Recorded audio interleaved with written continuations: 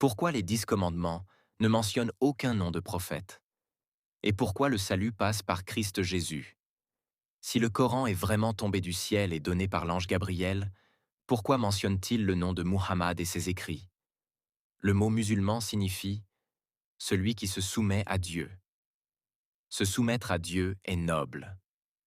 Mais est-ce suffisant pour entrer au paradis? Non. Tu peux te soumettre à un chef, sans pour autant habiter dans sa maison.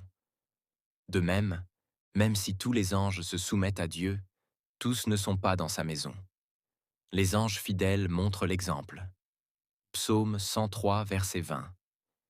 Bénissez l'Éternel, vous ses anges, vous qui êtes puissants en force, et qui exécutez ses ordres, obéissant à la voix de sa parole. Ce verset montre que les anges ont de la puissance. Ils obéissent volontairement à Dieu. Ils exécutent sa volonté.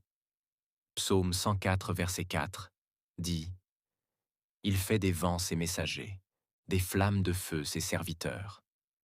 Ici, les vents symbolisent les anges, rapides, puissants, au service de Dieu. Les anges sont ses serviteurs, exécutant sa volonté dans le monde. Adorer Dieu sans reconnaître Jésus-Christ comme Sauveur et Seigneur ne permet pas d'entrer dans le royaume de Dieu. Jean 14, verset 6, Acte 4, verset 12. La Bible montre que le centre de l'adoration est Dieu révélé en Christ, et que tout autre chemin ne conduit pas au salut. Ceux qui rejettent Christ restent dans l'ombre et sous l'influence de Satan. 2 Corinthiens 4, verset 4. Dans le livre de l'Exode, Dieu donne les 10 commandements.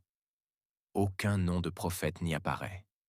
Ni Moïse, ni Abraham, ni Ésaïe. Pourquoi?